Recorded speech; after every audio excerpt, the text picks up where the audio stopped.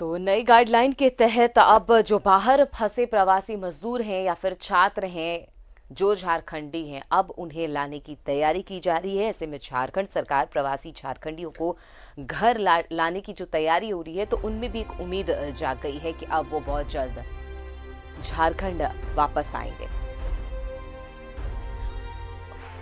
और इस पर ज्यादा जानकारी के लिए हमारे साथ संवाददाता अंजनी जुड़े हुए हैं, उनके पास चलते हैं। अंजनी, का उम्मीद थी जिस तरह से कि जो छात्र फंसे हुए हैं बाहर, प्रवासी मजदूर बाहर फंसे हुए हैं, कई दिनों से ये मांग हो रही थी राज्य सरकार की, केंद्र सरकार से कि परमिशन दिया जाए, उन्हें वापस अपने राज्य में लाया जाए। लेकिन ये अच्छी बात है कि उन्हें लाने की एक तैयारी हो रही है। उनमें भी, झारखंड वासियों में भी, वहां जो बाहर रह रहे हैं झारखंडियों में एक उम्मीद है कि वो वापस यहाँ आएंगे। लेकिन चुनौतियां बहुत बढ़ जाएगी, खतरा बहुत बढ़ जाएगा उनके यहाँ पर आने से। देखिए, जो झारखंड के जो स्टूडेंट हैं और जो मजदूर हैं, इसके अलावा और कई लोग हैं, मतलब लाखों की संख्या है। अब घर आने की इच्छा जरूर तमाम लोगों ने जताई है। और जो अभी जिस तरह का माहौल है, लोग अपने आप को कोरोना वायरस से सुरक्षित रखने के लिए घर वापसी की मांग लगातार हो रही थी।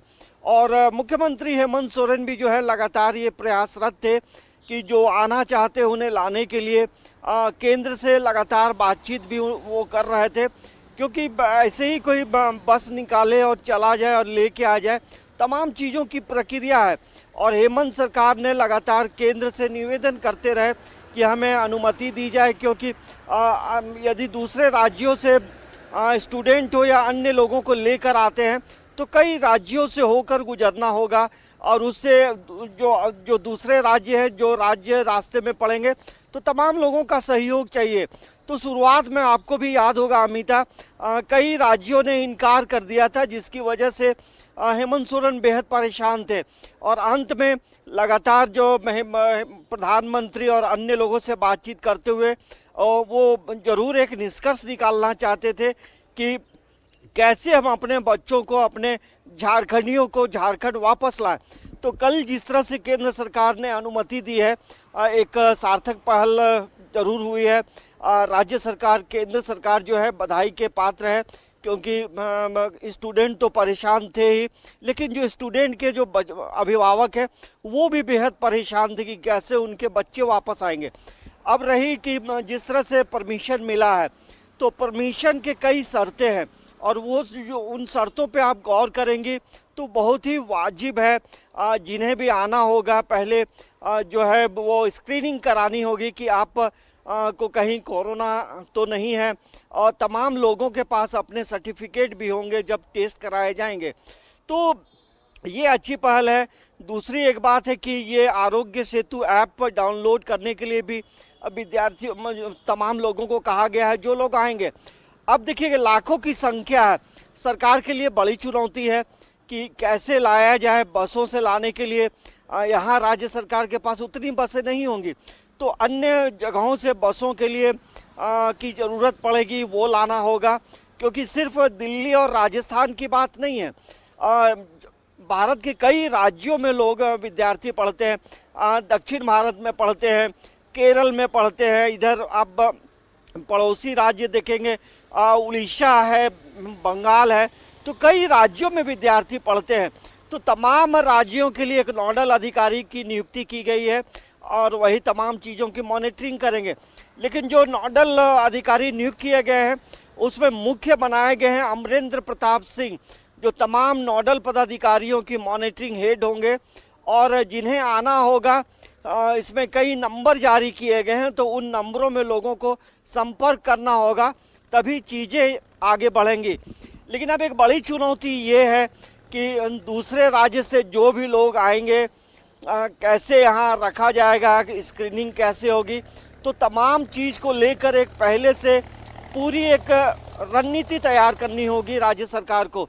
तो हमें लगता है कि राज्य सरकार आज और कल 2 दिनों में तमाम चीज़ों की रणनीति बना लेंगे, और उसके बाद अलग अलग जिलों में जो विद्यार्थी रहेंगे उनका अलग अलग मूवमेंट होगा, और तमाम जिलों के जो अधिकारी, जिला अधिकारी, जो डीएम हैं, उनकी ड्यूटी बनेंगे कि जो बच्चे आएंगे, जो लोग दूसरे राज्यों से आएंगे तो उनकी स्क्रीनिंग जरूर की जाएगी, और यदि कोरोना पॉजिटिव पाया जाएगा तो फिर उन्हें रिम्स में एडमिट किया जा सकता है, या अन्य जिलों में रहेंगे तो अपने अपने जिलों में वो एडमिट होंगे।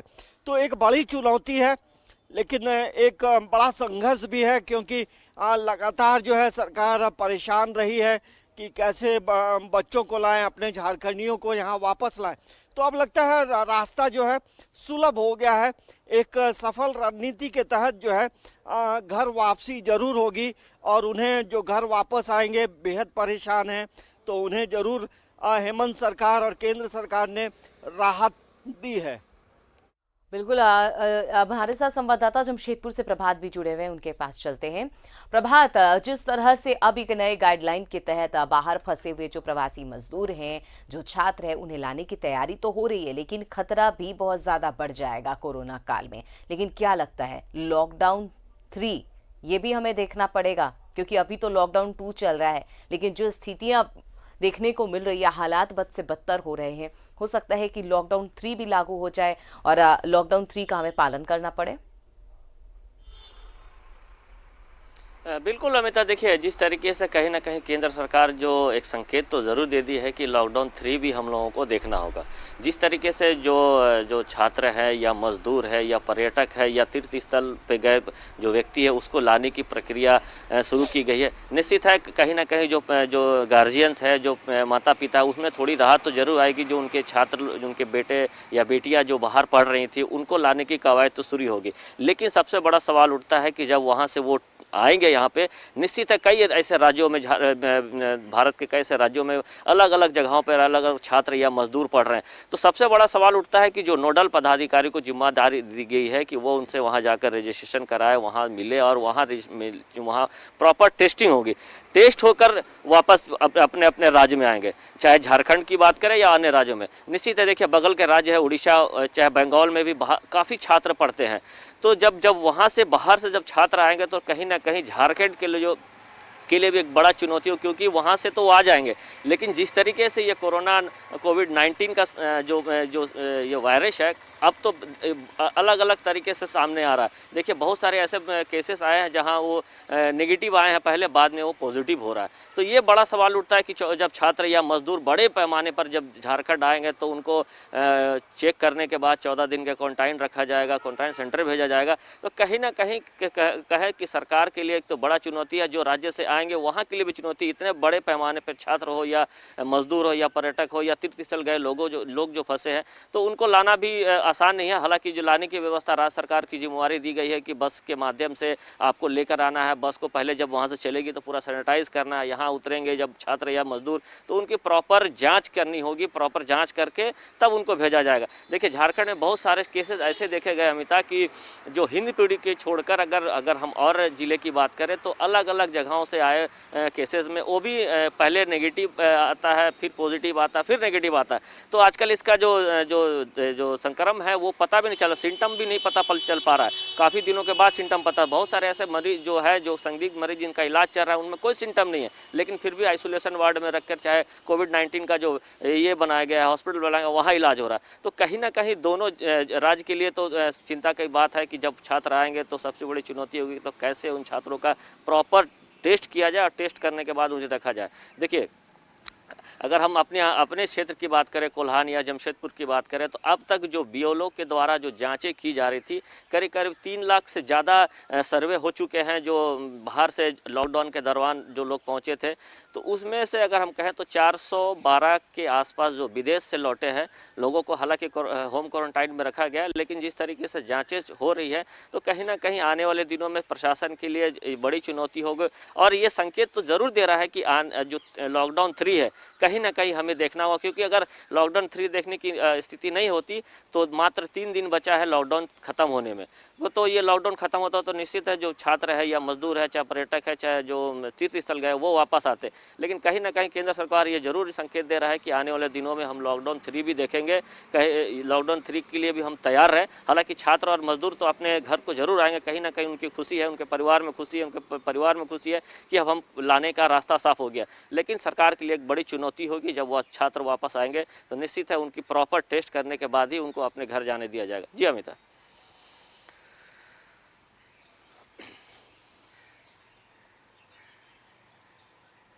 हुए हैं जब वो इधर आएंगे तो जाहिर सी बात है कि जो परेशानियां हैं वो बहुत ज़्यादा बढ़ जाएंगी, क्योंकि कोरोना काल है। लगातार कोरोना की जो संख्या है वो झारखंड में एक के बाद एक बढ़ रही है, स्पेशली रांची में। ऐसे में दिक्कतें और ज़्यादा होने वाली है। संवाददाता हमारे साथ और भी जुड़े हुए हैं, देवघर से जुड़े हुए हैं। मनीष के पास चलते हैं।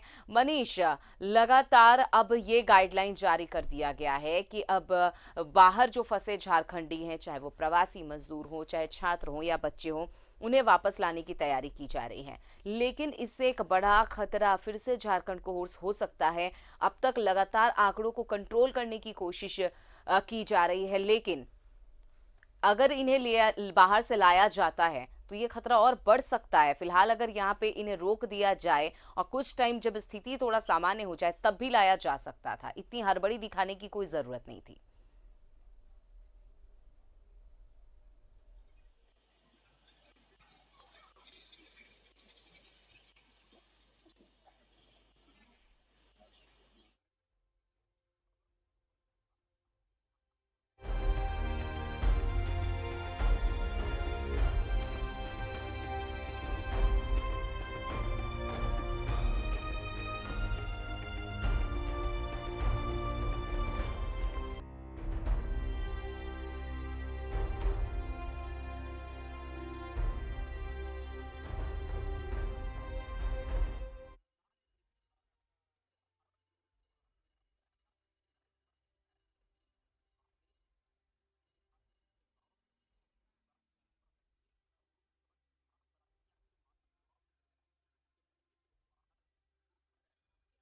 मिल पा रही है, लेकिन एक बार चलते हैं संवाददाता बोकारो में हमारे पास सुरेंद्र जुड़े हुए हैं हमारे साथ, उनके पास चलते हैं।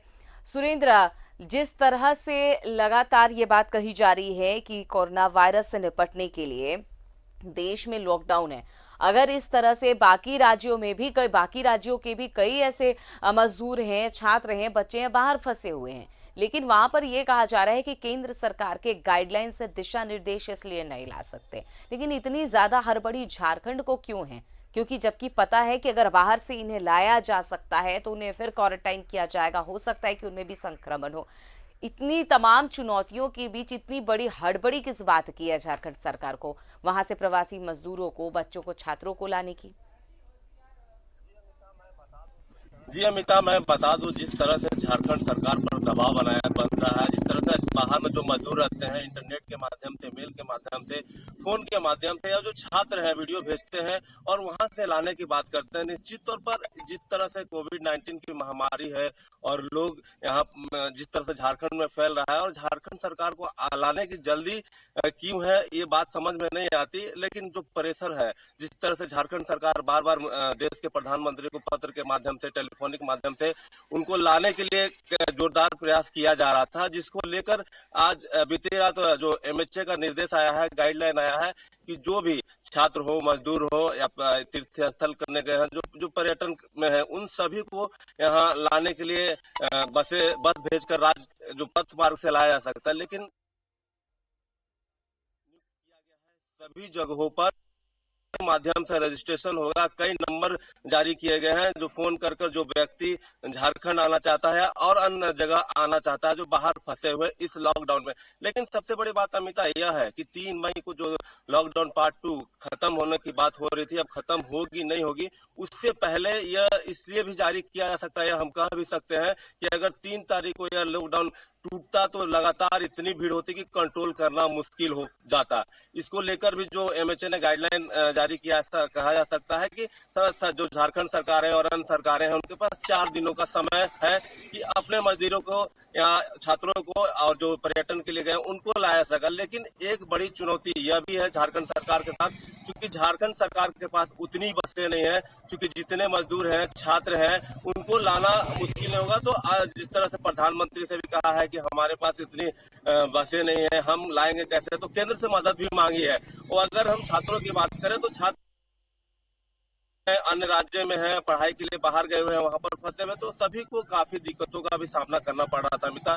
लेकिन जिस तरह से गाइडलाइन आया है कि जो भी व्यक्ति वहां से आएंगे उनकी स्क्रीनिंग की जाएगी और स्क्रीनिंग के बाद जिनको जो निगेटिव पाए जाएंगे उन्हें यहाँ पर दिया जाएगा। और सभी सड़क के मार्ग से आएंगे और जो बस में आएंगे सोशल डिस्टेंसिंग भी वहां पर रखना है बसों में। और जो झारखंड में जो आएंगे उन लोगों को फिर से स्क्रीनिंग यहाँ किया जाएगा और जिस तरह से भी वहाँ डॉक्टर पाते हैं उसके बाद जिनको क्वारंटाइन में रखना होगा उन्हें क्वारंटाइन में रखा जाएगा और जिन्हें होम क्वारंटाइन में रखना होगा उनको होम क्वारंटाइन में रखेंगे 14 दिनों के लिए। और जो स्वास्थ्य विभाग की टीम है उन पर निगरानी रखेगी। लेकिन एक बड़ी चुनौती है जो जिन राज्यों से जो बाहर से आएंगे, ये सिर्फ सभी जगहों पर वो जो स्क्रीनिंग की व्यवस्था होनी चाहिए वो व्यवस्था सही होनी चाहिए, क्योंकि जो भी व्यक्ति बाहर से आएंगे उनकी स्क्रीनिंग सही से हो सके। नहीं तो जिस तरह से हम लड़ाई लड़ रहे हैं, अगर थोड़ी सी भी चूक होती है तो ये हम इसका खामियाजा भुगतना पड़ सकता है। जी अमिता। बिल्कुल, इसका खामियाजा भुगतना पड़ सकता है और पड़ेगा भी। और संवाददाता मनीष भी हमारे साथ देवघर से जुड़ गए, उनके पास चलते हैं। मनीष, जब बाकी राज्यों में, यही सवाल आपसे भी मैं एक बार फिर से दोहराऊंगी कि बाकी स्टेट में हमने देखा कि बाकी जगहों से जो लोग बाहर फंसे हुए हैं उन पर गाइडलाइन की हवाला दिया जा रहा है कि निर्देश जारी किए गए हैं, आप जहां हैं आप वहीं रहें, आप तक हर सुविधा मुहैया कराई जाएगी। लेकिन झारखंड सरकार को इतनी क्या जल्दी है, जबकि सहायता ऐप जो है वो भी लॉन्च किया गया था इसी मकसद से कि जो भी बाहर रह रहे हैं वो कोऑर्डिनेट करे सरकार से, उन तक सहायता पहुंचाई जाएगी और पहुंचाई भी जा रही है, सरकार का कहना है। फिर क्यों इतनी हड़बड़ी है? गाइडलाइन जारी कर दिया गया, केंद्र के ऊपर प्रेशर बना दिया गया, अब केंद्र जो है परमिशन भी दे दिए हैं, अब उन सभी को लाना है। लेकिन खतरा तो बढ़ेगा ना, एक साथ उतने सारे मजदूरों को, छात्रों को वापस तो ले आएंगे, आप क्वारंटीन भी कर देंगे, लेकिन खतरा तो बढ़ेगा।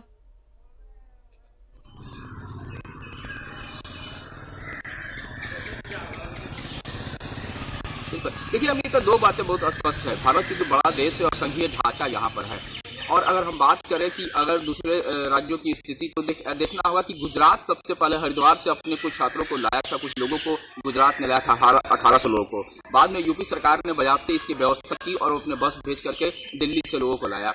अब चूंकि छात्र फंसे हुए हैं कोटा में, मजदूर फंसे हुए हैं, छात्र के फंसे होने पर छात्र तो मानसिक तनाव में आते ही हैं, परिवार और अभिभावक काफी मानसिक तनाव में होते हैं। और ये एक साइकोलॉजी होती है कि घर जब आप पहुंच जाते हो तो अपने आप को बड़ा सुरक्षित महसूस करते हो। तो ऐसे में अभिभावकों की चिंता और छात्रों की चिंता दोनों लाजमी है। और चूंकि लगातार प्रवासी जो मजदूर हैं, जो छात्र और अभिभावक लगातार ऐप के जरिए और वीडियो वायरल करके ये दुहाई लगा रहे थे कि हमको घर लाया गया, और ऐसे में गोड्डा सांसद ने भी 8 लोगों को लाने की व्यवस्था की। कई लोग देवघर पहुंचे गाड़ी करके, अपने पर्सनल वाहन को लेकर के। इतना ही नहीं, आपको याद होगा कि राज्य भर के विधायक और मंत्री, बल्कि राज्य के देश भर के सभी भाजपा विधायकों ने अनशन किया था, एक दिवसीय अनशन किया था इस बात को लेकर के कि सरकार इस मामले में फेल्योर रही, समय रहते इसको व्यवस्था करनी चाहिए थे। और इन्होंने ये भी कहा कि जब यूपी में योगीनाथ ला सकते हैं तो यहाँ क्यों नहीं। तो ये तो विपक्ष ने दबाव भी डाला था। तो ऐसे में सरकार फैसला लेती है तो ये उनके लिए एक मजबूरी कहें या विवश, तो ये जरूरी था। अब ये सवाल की जब अगर उन लोगों को लाया जाता है तो क्या होता है। देखिए, चूंकि लगातार जो संक्रमित मजदूरों की, जो संक्रमित मरीजों की संख्या वो बढ़ रही है, लेकिन उसका कंसंट्रेशन आपको दिखेगा रांची, हिंदपीढ़ी से ज्यादा ये आ रहे हैं। अगर हम देवघर की बात करें या संथाल की बात करें तो संख्या बढ़ी नहीं है। और बल्कि हम ये कह सकते हैं कि जो मरीज जो लाए गए थे क्वारंटाइन के लिए थे, उनमें जो संक्रमण का जो ये था वो भी निगेटिव लगातार खबरें आ रही हैं। तो हम ये कह सकते हैं कि हद तक नियंत्रण में है। अब चूंकि जो लोग वहां से आएंगे, राजस्थान से रांची या फिर झारखंड आना है, तो लगभग 1400 या 1500 किलोमीटर की दूरी होगी। तो ऐसे में व्यवस्थाएं की जा सकती है क्वारंटाइन करके कि उनको लाया जाए सुरक्षित रूप से। क्योंकि दबाव है, लोग भी परेशान हैं, तो सरकार को फैसला लेना ही पड़ेगा। ये संघीय ढांचा है जहाँ पे लोकतांत्रिक तकनीकी खराबी की वजह से सही तरीके से आवाज नहीं मिल पा रही है। एक बार फिर से मनीष से जुड़ेंगे, लेकिन एक बार फिर से चलते हैं। रांची में संवाददाता अंजनी हमारे साथ जुड़े हुए हैं। अंजनी, बार बार वही सवाल कि झारखंड में एक के बाद एक कोरोना पेशेंट की संख्या में इजाफा हो रहा है, संख्या में बढ़ोतरी हो रही है, खतरा टला नहीं है। तभी तो हिंदपीढ़ी जैसे हॉटस्पॉट इलाके में सीआरपीएफ को तैनात कर देना पड़ा, गंभीरता को समझते हुए।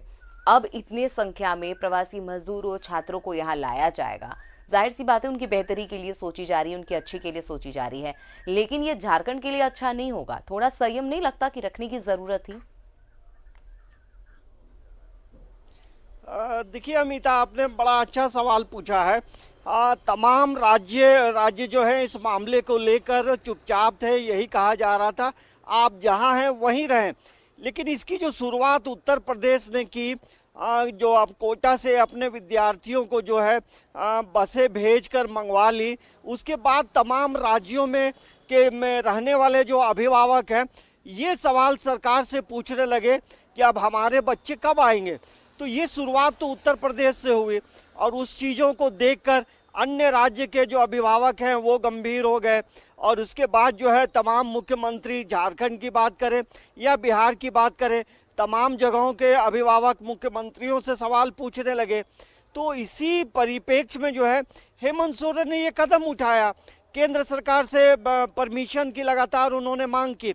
अब रहा सवाल कि आप यदि लॉकडाउन टूटने के बाद भी आते हैं तो आपको जो है स्क्रीनिंग होगी, ये आज हो या कल हो, आपको स्क्रीनिंग कराते हुए राज्य में प्रवेश करना होगा।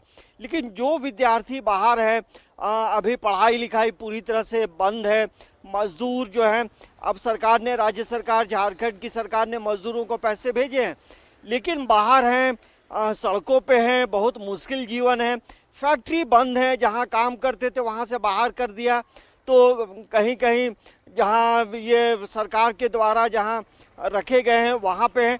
तो वैसे में बड़ा विचित्र स्थिति हो गई है और यही वजह है कि उन लोगों को लाने का लगातार प्रयास हो रहा है। लेकिन जितने लोग आएंगे तमाम लोगों की स्क्रीनिंग होगी। जहां जिस राज्य में है वहां की सरकार पहले स्क्रीनिंग करेगी और उसके बाद झारखंड में प्रवेश करेंगे। जो जिस अपने अपने जिलों में जाएंगे तो वहां भी स्क्रीनिंग होगी। तो स्क्रीनिंग आज भी होगी और लॉकडाउन टूटने के बाद भी यदि कोई बाहर से आते हैं तो उन्हें स्क्रीनिंग से गुजरना होगा। रहा ऐसे मुसीबत की घड़ी में हर लोग चाहता है कि हम अपने घर में रहें और घरों में सुरक्षित रहेंगे। बाहर जो है लगातार परेशान होते हैं लोग। हॉस्टलों में जो विद्यार्थी रह रहे हैं उनके जो माता पिता हैं बेहद परेशान हैं। अभी भी कई जगहों से जो है लगातार न्यूज़ 11 के पास फ़ोन आते रहते हैं कि भाई कैसे हमारे बच्चे आएंगे। तो एक बड़ा गंभीर मामला, हर तमाम लोग चाहते हैं कि संकट की घड़ी में अपने घर में रहें, क्योंकि आने वाले समय में क्या होगा नहीं होगा, लॉकडाउन कब टूटेगा। लेकिन ये जो प्रक्रियाएं चल रही हैं ये संकेत साफ है कि अभी आने वाले समय में जो लॉकडाउन 3 है वो भी हमें देखना होगा, क्योंकि इन चीजों बिल्कुल को देखना होगा, लेकर इंतजार करना होगा अंजनी। लेकिन इस इंतजार में ऐसा ना हो कि लॉकडाउन 3 हमें देखना पड़े, और हो भी सकता है उसकी नौबत आ भी सकती है, क्योंकि जो हालात हैं ऐसे में लगता तो नहीं है कि लॉकडाउन 2 में काम चलेगा। हो सकता है कि इसकी अवधि बढ़ा भी दी जाए। और झारखंड में भी स्थिति बहुत अच्छी नहीं है, जहाँ लोग ठीक हो रहे हैं वहीं लोग कोरोना पेशेंट उसकी संख्या में भी इजाफा जो है वो साफ तौर पर देखने को मिल रही है। लेकिन इंतजार करना होगा कि जिस तरह से गृह मंत्रालय ने जो गाइडलाइंस नए जारी किए हैं, अब उसके तहत बाहर से जिन झारखंडियों को लाया जाएगा उसका परिणाम क्या कुछ निकलेगा। फिलहाल हमसे बात करने के लिए अंजनी बहुत बहुत शुक्रिया। सुरेंद्र आपका भी बहुत बहुत शुक्रिया। प्रभात आपका भी बहुत बहुत शुक्रिया।